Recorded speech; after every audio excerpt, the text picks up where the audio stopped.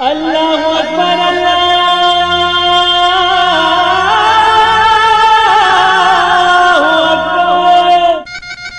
अल्लाहु अकबर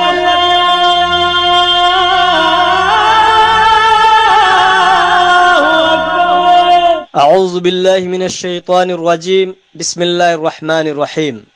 शुरू अत्यंत करुणामय परम दयालु अल्लाह को नामबाट।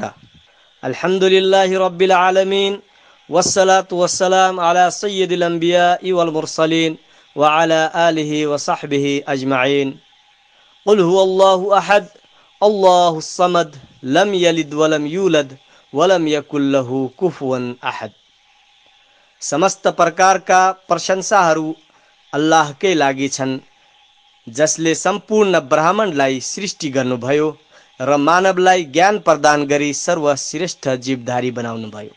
र अल्लाहको कृपा र शान्ति अवतरित होस् अल्लाहका समस्त दूतहरूमाथि र विशेष गरी समस्त सन्देष्टाहरूको समापक अन्तिम सन्देष्टा मुहम्मद सल्लल्लाहु अलैहि वसल्लम माथि उहाँको अनुयायी हुनुको हामीलाई गर्व प्राप्त छ र शान्ति होस् उहाँको घर परिवार र उहाँको मनोनीत साथीहरू र उनी सबैहरूमाथि जुन यस इस्लामको प्रचार प्रसार गरेर इस्लामको उन्नति र प्रगतिमा सहभागी भई र मुहम्मद सल्लल्लाहु अलैहि वसल्लमलाई उत्तम मानी उसैमाथि कार्यरत रही आफ्नो जीवन व्यतीत गरे।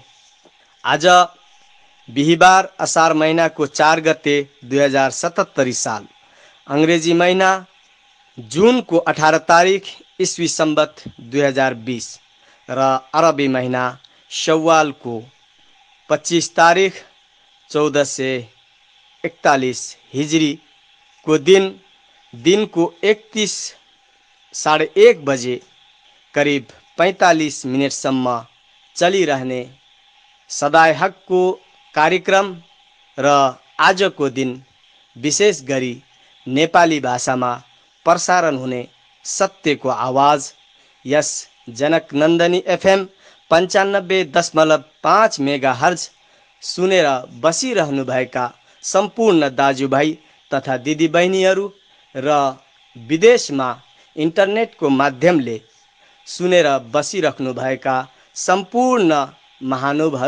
महानुभावहरूमा म यस कार्यक्रमको सञ्चालक तथा प्रस्तोता जैनुद्दिन मियाको तर्फबाट हार्दिक अभिवादनको साथ इस्लामिक तरिकाबाट स्वागत गर्न चाहन्छु। अस्सलामु अलैकुम वरहमतुल्लाहि वबरकातुह। आदरणीय दाजुभाइ तथा दिदीबहिनी, धेरै मानिसहरू इस्लामका 2-4 कुराको पालना गरेकै आधारमा आफूलाई मुसलमान भएको दाबी गर्छन्, तर तिनीहरूले इस्लामलाई पूर्ण रूपमा बुझेकै हुँदैनन्। यसो हुनुको प्रमुख कारण अज्ञानता, अशिक्षा र साक्षर वा शिक्षित भए पनि इस्लामी शिक्षाको अध्ययनको कमी हो। कुरान र सुन्नत, नबी सल्लल्लाहु अलैहि वसल्लमको जीवनी, इस्लामी इतिहास, इस्लामी लेख रचना तथा साहित्यको अध्ययनपछि मात्र मानिसले इस्लामको लोक कल्याणकारी शिक्षा प्राप्त गर्न सक्छ र आफूलाई सच्चा व्यक्तिको रूपमा सही मार्ग हिँडाउन सक्दछ। कतिपय व्यक्तिहरू आफूलाई सहज हुने भाषामा इस्लामी पुस्तक नपाएर इस्लामलाई चिन्न र सत्यको पालना गर्नबाट वञ्चित भएको देखिन्छ भने कतिपय व्यक्तिलाई इस्लामी शिक्षाको महत्त्व थाहा नभएर उनीहरू अध्ययनका लागि समय नै दिँदैनन्, जसले गर्दा उनीहरू नामका मुसलमान भए पनि उनको आचरण इस्लामी हुँदैन। इस्लाममा भएको मानवतावादी शिक्षा प्रत्येक व्यक्तिले अनिवार्य रूपमा लिनु आवश्यक छ। यसले एकातिर सांसारिक जीवन सुखमय बनाउन मद्दत गर्दछ भने अर्कोतिर मृत्युपछिको अन्तकालीन जीवन पनि सफल बनाउन सघाउ पुर्याउँदछ। आदरणीय श्रोता मित्र, दाजुभाइ तथा दिदीबहिनी, अब कार्यक्रमको सुरुवाततर्फ जाँदै गर्दा तपाईले सधैँझै सर्वप्रथम कुरानको पाठ र त्यसपछि कहिले हमद, कहिले नात र कहिले कुनै नजम वा कविता सुन्ने गर्दै हुनुहुन्छ। यसै सन्दर्भमा आज इस्लाम र त्यसका सिद्धान्त एवं आधारहरूको बारेमा म स्वयं नै केही कुराहरू प्रस्तुत गर्न चाहन्छु। कुरानको पाठ र कुनै हमद नजम वा नात सुने पश्चात तपाईले म स्वयंसँग इस्लाम र त्यसका सिद्धान्त एवं आधारहरूको बारेमा सुन्नुहुनेछ। أعوذ بالله من الشيطان الرجيم بسم الله الرحمن الرحيم أولئك ما يأكلون في بطونهم إلا النار ولا يكلمهم الله يوم القيامة ولا يزكيهم ولهم عذاب أليم أولئك الذين اشتروا الضلالة بالهدى والعذاب بالمغفرة فما أصبرهم على النار ذلك بأن الله نزل الكتاب بالحق وإن الذين اختلفوا في الكتاب لفي شقاق بعيد ليس البر أن تولوا وجوهكم قبل المشرق والمغرب ولكن البر من آمن بالله واليوم الآخر والملائكة والكتاب والنبيين وآتى المال على حبه ذوي القربى واليتامى والمساكين وابن السبيل والسائلين وفي الرقاب وأقام الصلاة وآتى الزكاة والموفون بعهدهم إذا عاهدوا والصابرين في البأساء والضراء وحين البأس أولئك الذين صدقوا وأولئك هم المتقون يا أيها الذين آمنوا كتب عليكم القصاص في القتلى الحر بالحر والعبد بالعبد والأنثى بالأنثى فمن عفي له من أخيه شيء فاتباع بالمعروف وأداء إليه بإحسان. الله أكبر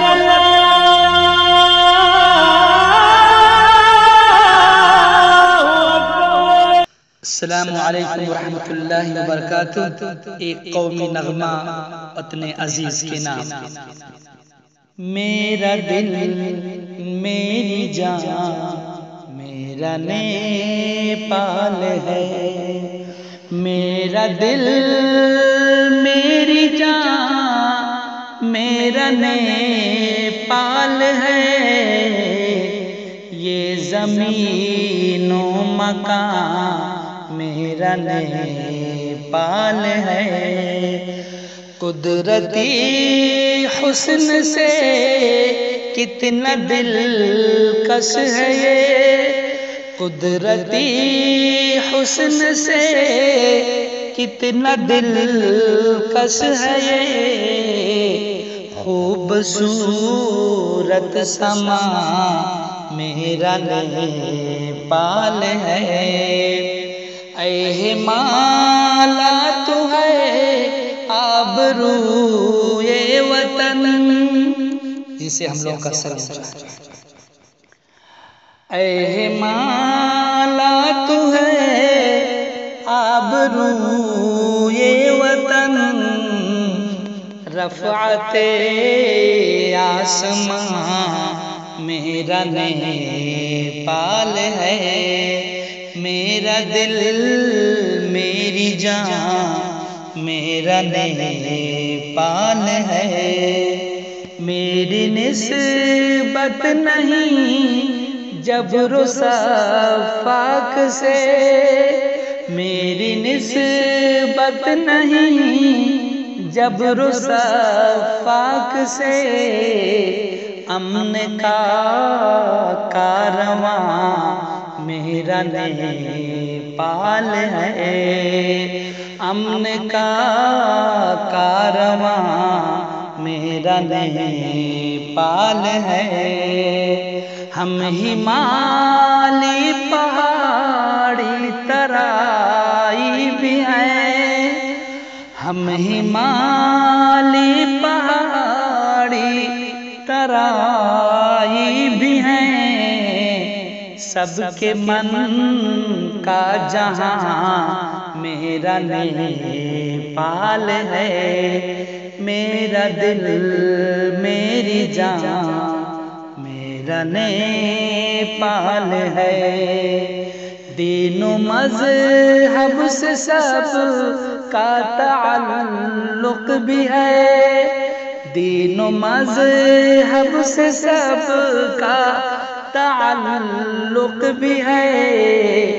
दर्द का पासबां मेरा नेपाल है। मेरा दिल मेरी जान मेरा नेपाल है। गासिबों के लिए बुज़दिलों के लिए कोई हमारी जमीन को बुरी नजर से ना देखे। गासिबों के लिए बुज़दिलों के लिए कह दो बरक़े तपा मेरा नेपाल है। मेरा दिल मेरी जान मेरा नेपाल है। आज तक हमने अंसर गुलामी न की, ये हम सब के लिए सरफराजी है। आज तक हमने अंसर गुलामी न की, अज़मते जावेदां मेरा नेपाल है। मेरा दिल मेरी जान मेरा नेपाल है। ये ज़मीनो मकान मेरा नेपाल है। अल्लाह हम सब की हिफाजत फरमाए, हमारे वतन की सालमियत को खतरा ना हो। अल्लाहु अकबर, अल्लाहु अकबर।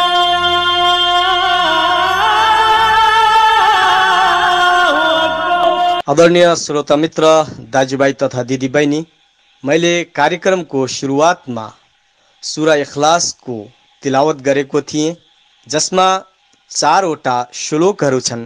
अल्लाह तबारक व तआलाले भन्नुहुन्छ, हे नबी, तपाईँ भनिदिनुस् कि त्यो अल्लाह एक छ, अल्लाह निरपेक्ष छ, न त उसबाट कोही जन्मेको छ न ऊ कसैबाट जन्मेको छ र न कोही उसको समकक्ष छ। इस्लाम र त्यसका सिद्धान्त एवं आधारहरू बुझ्नुभन्दा पहिला इस्लामको बारेमा र इस्लामको वास्तविकताको बारेमा बुझ्नु हामीलाई अति आवश्यक हुन्छ र इस्लामको नामाकरण कसरी गरियो त्यसको बारेमा हामीलाई बुझ्नु अति आवश्यक हुन्छ। संसारमा जति पनि धर्महरू छन् तीमध्ये प्रत्येकको नाम कि त कुनै विशेष व्यक्तिको नामबाट राखिएको छ वा त्यस जातिको नाममा राखिएको छ जुन जातिमा सो धर्मको जन्म भएको हो। उदाहरणका लागि ईसाई धर्मलाई लिनुहोस्। यो धर्म सन्देष्टा ईसा मसीहको नाममा प्रचार गरिएकोले यस धर्मको नाम ईसाई भएको हो। यसै गरी महात्मा गौतम बुद्ध धर्मका प्रवर्तक भएकोले यस धर्मको नाम बुद्ध धर्म रहन गएको हो। प्रवर्तक जोरेस्टरको नाममा जोरेस्टी धर्मको नामकरण गरिएको हो। यहुदा नामी एक विशेष जातमा जन्मेको हुनाले यहुदी धर्मको नाम राखिएको हो। संसारका अन्य धर्महरूको नामकरण पनि यसरी नै गरिएको छ। तर इस्लाम धर्मको सम्बन्ध कुनै व्यक्ति वा जातिसँग छैन। यही नै यसको विशेषता हो। बरु यसको नामले एउटा विशेष गुण प्रकट गर्छ जसको सम्बन्ध स्वयं इस्लाम शब्द र यसको अर्थसित छ। यो नाम कुनै व्यक्तिको मस्तिष्कबाट निस्केको होइन, न त यो कुनै विशेष जातिमा सीमित छ। साथै यसको सम्बन्ध कुनै व्यक्ति, देश वा जातिसँग पनि छैन। इस्लामको विशेषता वा गुण मानिसमा उत्पन्न गराउनु नै यसको उद्देश्य हो। हरेक युग र हरेक जातिको जो सत्य प्रेमी तथा असल मानिसमा यी गुणहरू पाइए ती सबै मुस्लिम थिए, मुस्लिम हुन् र मुस्लिम नै रहनेछन्। र इस्लामको वास्तविकता के हो? अरबी भाषामा इस्लाम शब्दको अर्थ आदेश मान्नु वा आत्मसमर्पण गर्नु वा आज्ञा पालन गर्नु हो। ईश्वरीय आदेशहरू मान्ने वा मानिने तथा उनको आज्ञा पालन गर्ने वा गरिने हुनाले यो धर्मको नाम इस्लाम राखिएको हो। इस्लाम शब्दको अर्थ मेलमिलाप, शान्ति, कुशलता, संरक्षण र शरण इत्यादि हो। मानिसले जुन बेला आफूलाई अल्लाहको सेवामा समर्पण गर्छ र उनैको आदेश अनुसार जीवन व्यतीत गर्न थाल्छ, त्यस बेला उसलाई वास्तविक शान्ति प्राप्त हुन्छ। त्यस्तै जीवनमा, हृदयमा तथा समाजमा पनि यसैबाट वास्तविक शान्तिको स्थापना हुन्छ।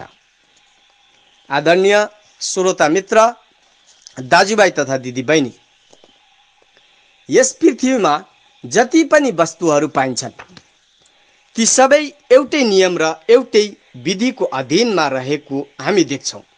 सूर्य, चन्द्र, ताराहरू सबै एउटै अपरिवर्तनीय नियमअनुसार चल्दछन्, जसमा लेस मात्राको पनि फरक हुँदैन। पृथ्वी पनि आफ्नो विशेष गतिमा घुमिरहेको छ। यसका निम्ति जे जति समय, गति र मार्ग निर्धारित गरिएका छन् तिनमा अलिकति पनि फरक पर्दैन। जलवायु, प्रकाश र ताप सबै एउटै नियममा बाँधिएका छन्।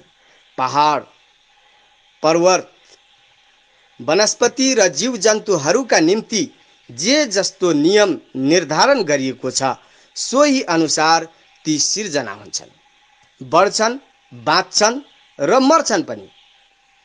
मनुष्यकै बारेमा विचार गर्ने हो भने पनि प्रकृतिको नियमकै अधीनमा भएको पाइन्छ। तिनीहरूको निम्ति जुन नियम निर्धारण गरिएको छ त्यसै अनुरूप तिनीहरू सास फेर्छन्, जल, आहार, ताप र प्रकाश प्राप्त गर्छन्। त्यस्तै तिनीहरूको ढुकढुकी, तिनीहरूको रक्त सञ्चार तथा श्वास प्रवास त्यही निर्दिष्ट नियम अन्तर्गत चलेका छन्। तिनको मस्तिष्क, आन्द्राभुँडी, फोक्सो, स्नायु तथा मांसपेशी, हात खुट्टा, जिब्रो, आँखा, कान, नाक जस्ता शारीरिक प्रत्येक अङ्गले त्यही काम गरिरहेका हुन्छन् जुन कामका निम्ति ती अङ्गहरूलाई खटाइएको छ र त्यसै अनुरूप कार्य गरिरहेका हुन्छन् जसरी गर्ने आदेश दिइएको छ।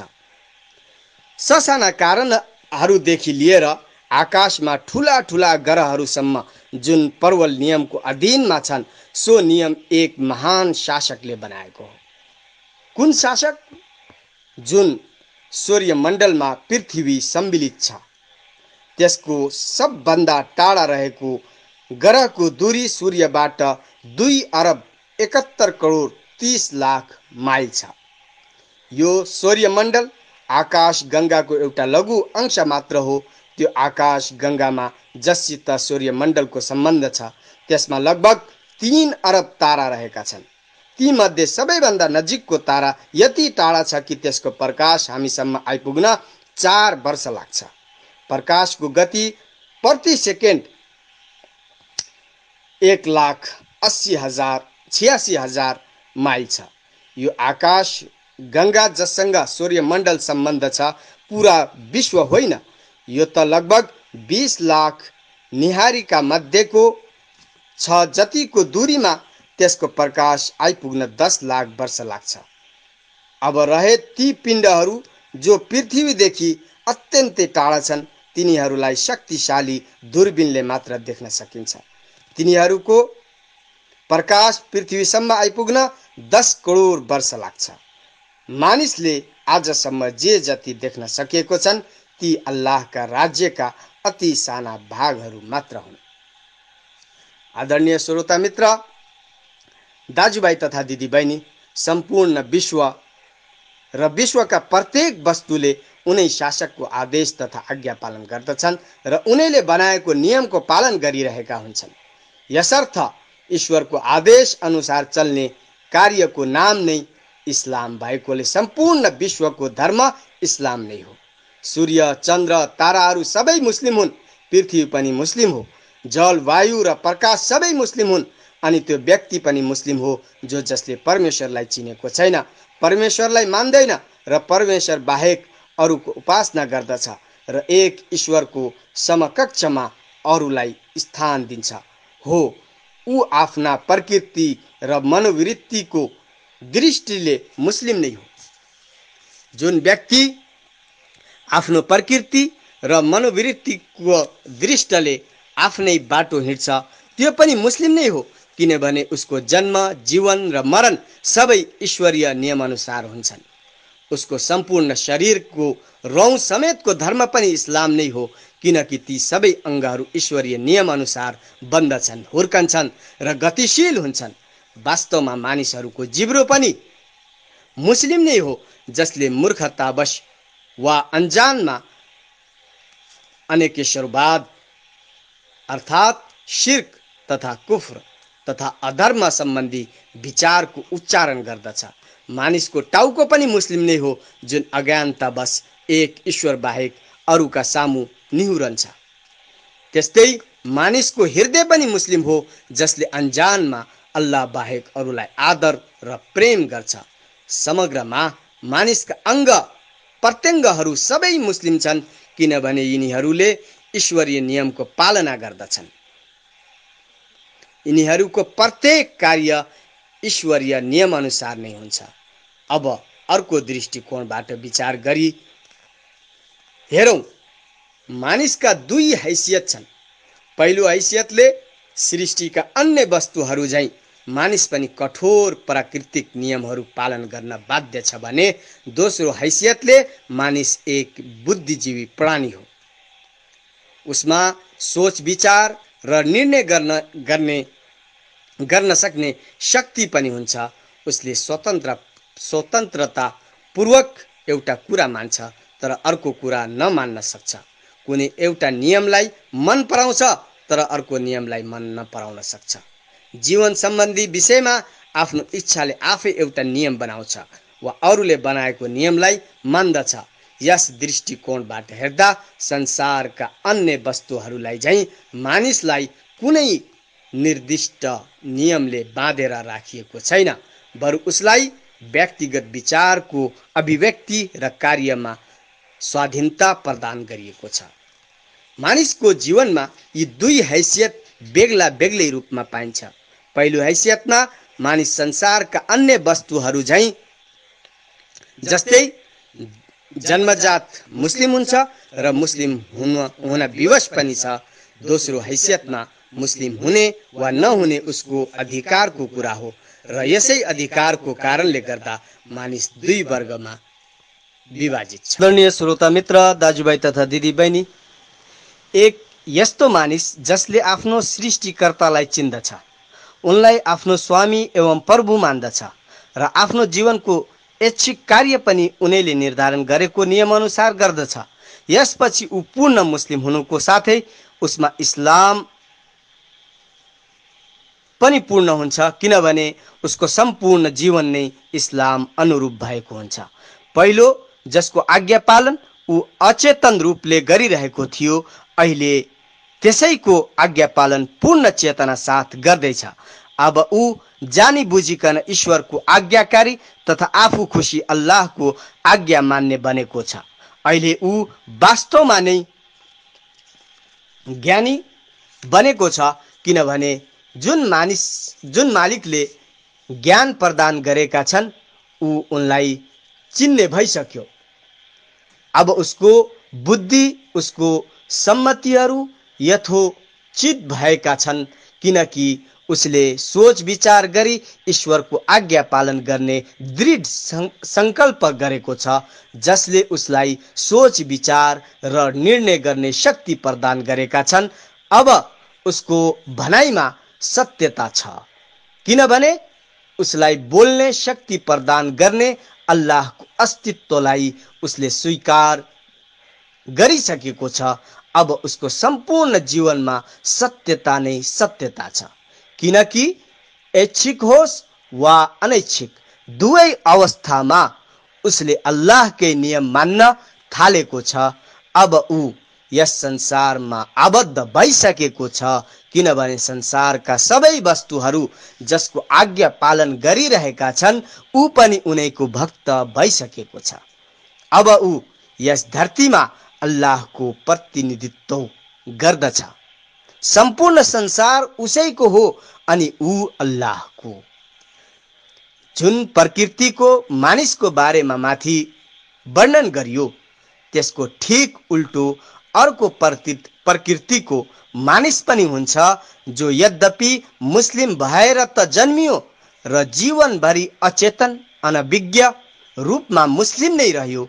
उसले आफ्नो ज्ञान तथा बुद्धि विवेकलाई प्रयोग गरी अल्लाहलाई चिन्न सकेन र आफ्नो अधिकार क्षेत्रमा उसले अल्लाहको आज्ञा मान्न अस्वीकार गर्यो।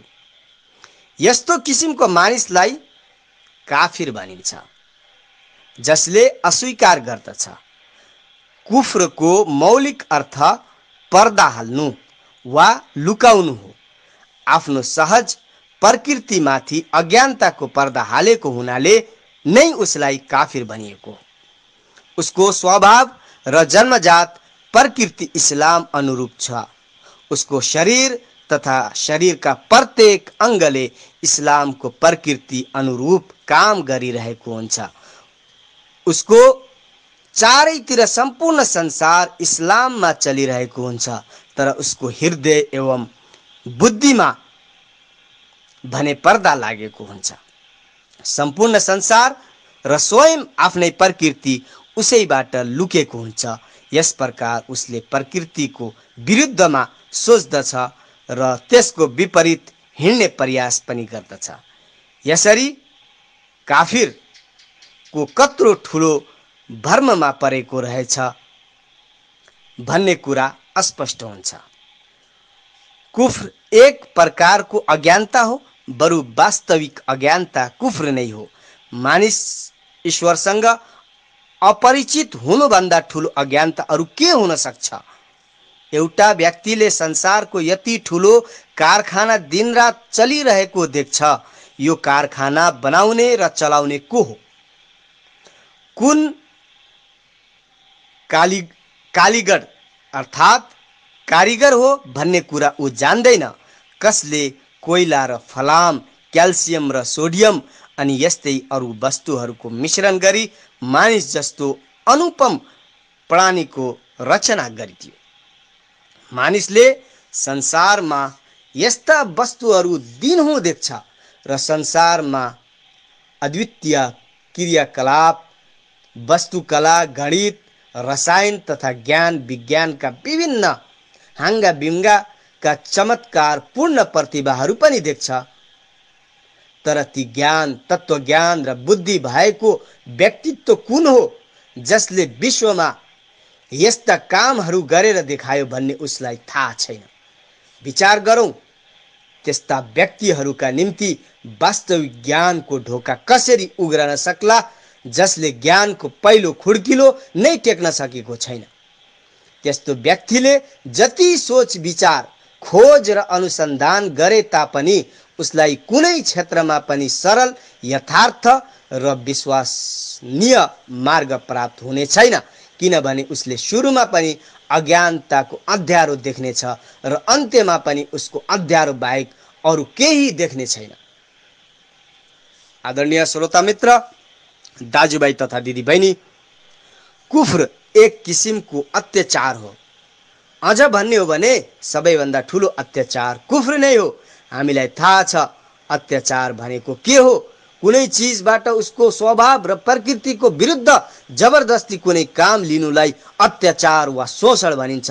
यस संसारमा जति पनि वस्तुहरू पाइन्छन् ती सबै ईश्वरीय आज्ञाको अधीनमा छन् र तिनको प्रकृति नै इस्लाम अर्थात् ईश्वरीय नियम कानुनको पालना गर्नु हो। स्वयं मनुष्यको सम्पूर्ण शरीर, प्रत्येक अङ्ग जन्मजात त्यही प्रकृति अनुरूप छ। अल्लाहले ती वस्तुमाथि मानिसलाई केही प्रभुत्व प्रदान त अवश्य गरेका छन्, तर प्रत्येक चिजको प्रकृतिले ईश्वरीय इच्छा अर्थात् प्रकृतिका नियम अनुसार उसको प्रयोग होस् भन्ने आकांक्षा गर्छ। जुन व्यक्तिले कुफ्र गर्छ उसले ती वस्तुहरूबाट त्यसको प्रकृति विपरीत काम लिन्छ।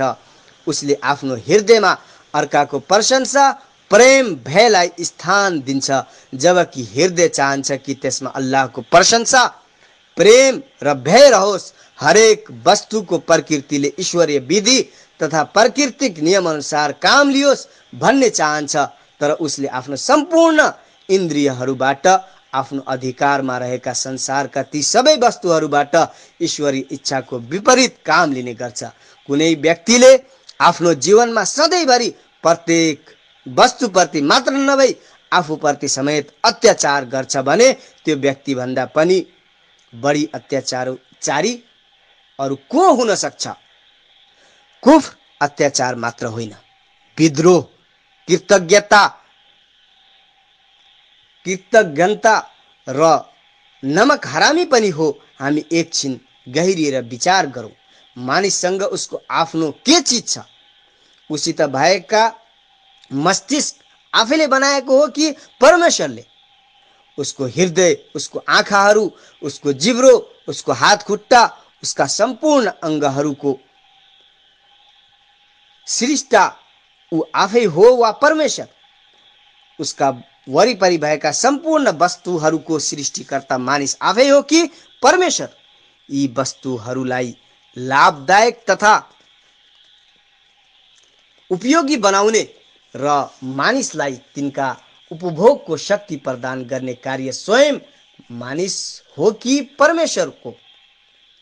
हामी अवश्य भन्ने छौँ, यी सबै कार्य परम दयालु ईश्वरकै हुन्।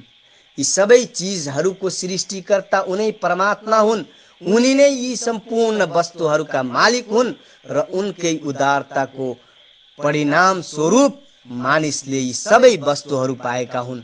वास्तविकतालाई स्वीकार गरिसकेपछि ईश्वरले नै दिएको विवेकद्वारा उनैको विरुद्ध चिन्तन गर्ने, उनैले प्रदान गरेको मुटुमा ईश्वर विरोधी भावना राख्ने, परमेश्वरद्वारा प्रदत्त आँखा, जिब्रो, हात खुट्टा तथा अन्य अङ्गहरूलाई उनको इच्छा र चाहना विरुद्ध प्रयोग गर्ने व्यक्तिभन्दा ठुलो विद्रोही को हुन सक्छ? कुनै सेवकले मालिकको नुन खाएर विश्वासघात गरेमा त्यो नमक हराम हुन्छ। कुनै सरकारी कर्मचारीले सरकारले दिएको अधिकारलाई सरकारकै विरुद्ध प्रयोग गर्छ भने त्यसलाई हामी विद्रोहीमा समावेश गर्छौँ। आफ्नो उपकार गर्ने मानिसको विरुद्ध कसैले कुनै कार्य गर्छ भने त्यसलाई कृतज्ञ भन्छौँ, तर मानिसको नमक हरामी, विश्वासघात वा कृतज्ञताको कुरा गर्नु कुनै एक व्यक्ति अर्को व्यक्तिलाई कहाँबाट जीविका प्रदान गर्दछ? त्यो त ईश्वरले नै दिएको जीविका त हो नि। सरकार वा अधिकारी आफ्नो कर्मचारीहरूलाई प्रदान गरेको हक तथा अधिकार कहाँबाट आएको हो? राज्य सत्ता दिने पनि ईश्वर नै हुन्।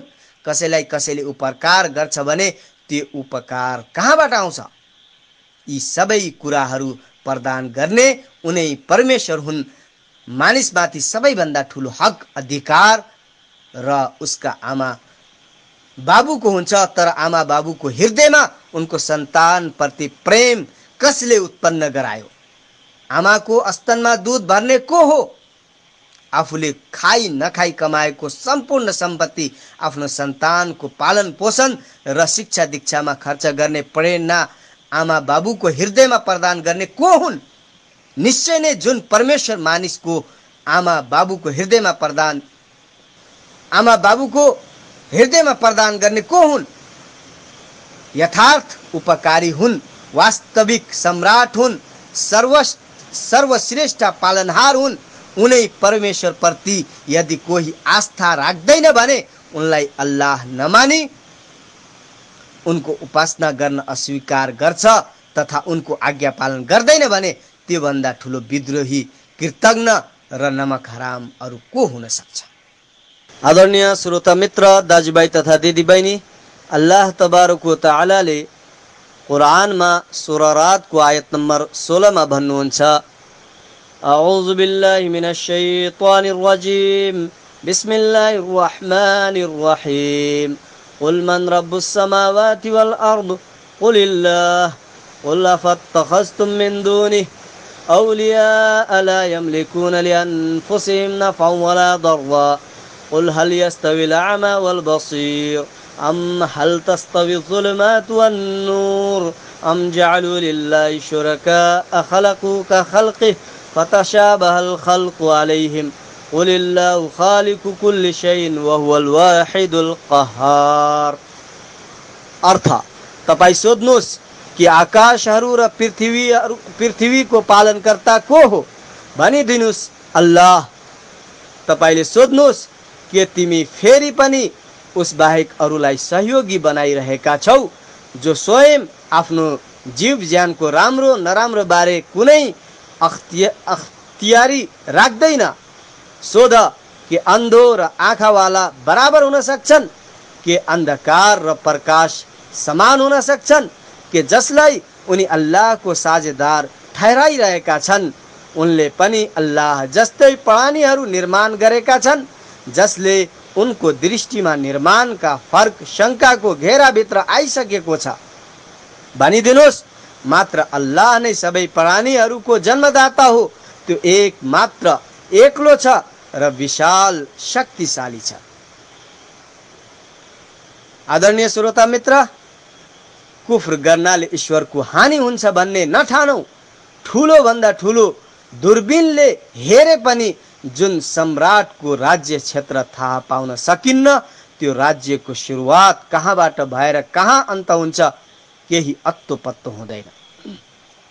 जुन सम्राटको अपार शक्तिले पृथ्वी, सूर्य, मंगल र यस्ता अनगिन्ती ग्रहहरू भकुण्डो घुमेझै घुमिरहेका छन्, संसारमा विद्यमान सम्पूर्ण वस्तुहरू जुन सम्राटको अपार सम्पदा हुन् जसको अधिपत्यमा कोही सहभागी छैन, जुन सम्राट असीम र स्वाधीन छन् र जसप्रति सम्पूर्ण संसार आश्रित छ, त्यस्तो सर्वेसर्वा परमेश्वरलाई कसैले माने वा नमाने पनि उनको के बिग्रिन्छ?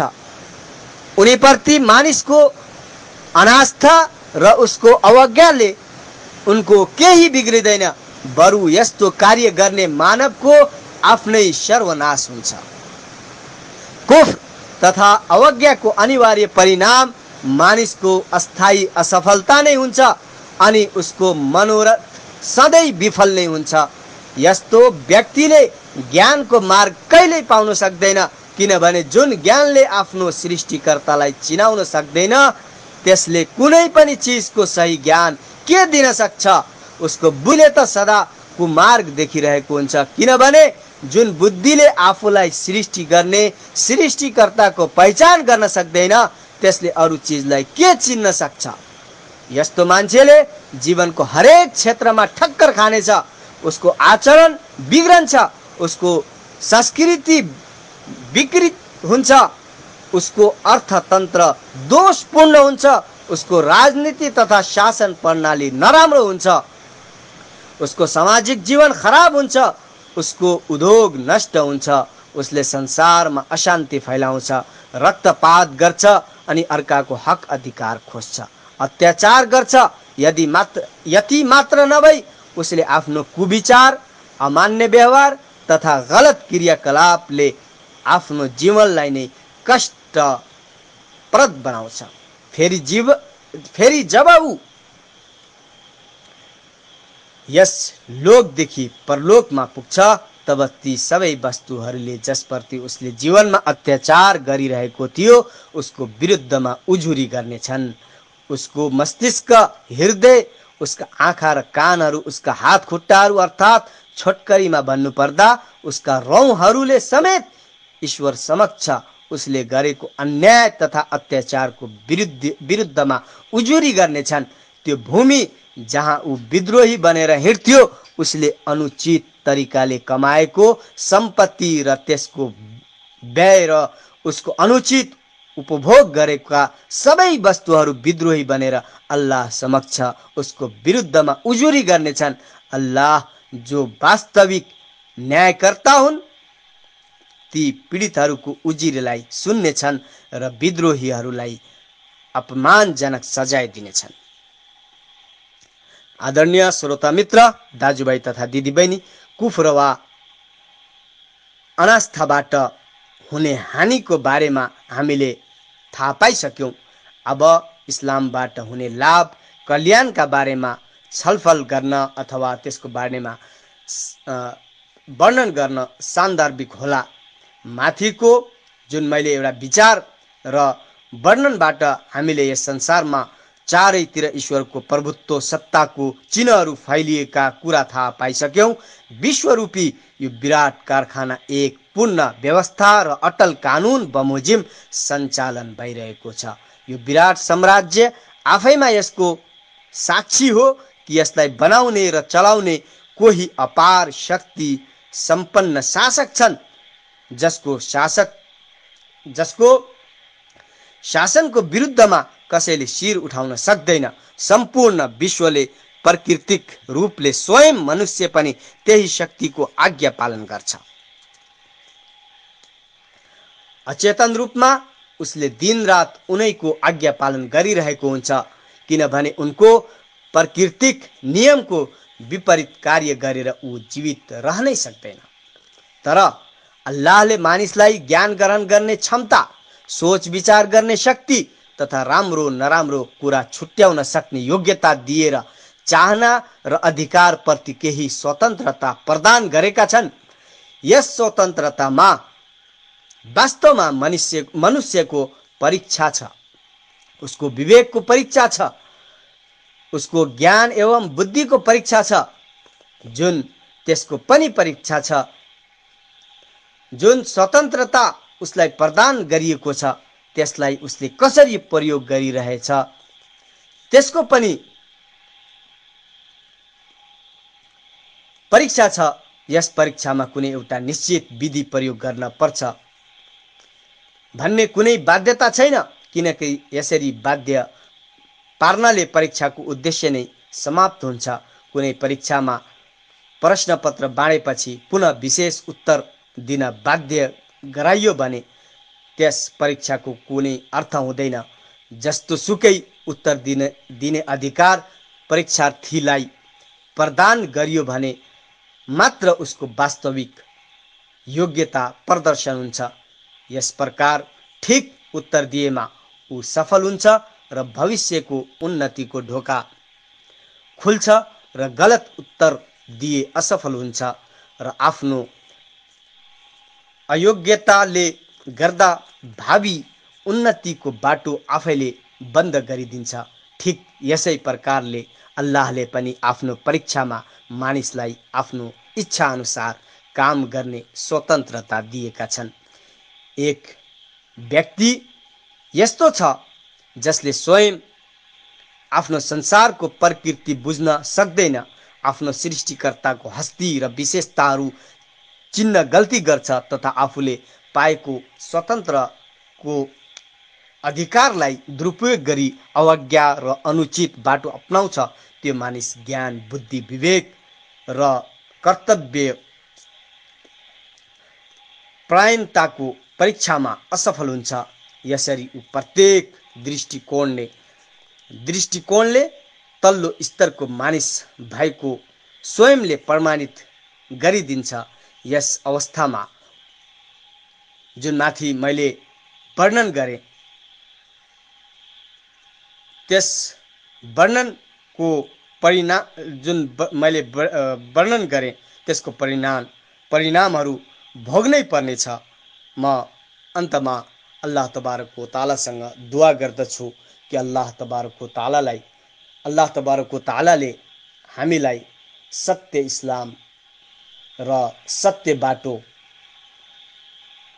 खोज्ने मौका प्रदान गरून् र सत्य बाटोमा हिँड्ने तौफिक दिउन् र जुन अहिले यो महामारी कोभिड-19 कोरोना भाइरसको जुन महामारी छ अल्लाह तबारक व तआलाले चाँडो भन्दा चाँडो यो प्रकोपबाट हामीलाई बचाउन् र अन्तमा म सम्पूर्ण श्रोता मित्रहरूलाई धन्यवाद दिन चाहन्छु कि तपाईँ सम्पूर्ण दाजुभाइ तथा दिदीबहिनीहरूले यस कार्यक्रमलाई मन पराइदिनु भयो र मन पराइदिनुहुन्छ भन्ने आशा राख्दछु। वस्सलामु अलैकुम व रहमतुल्लाहि व बरकातुहू। अल्लाहु अकबर।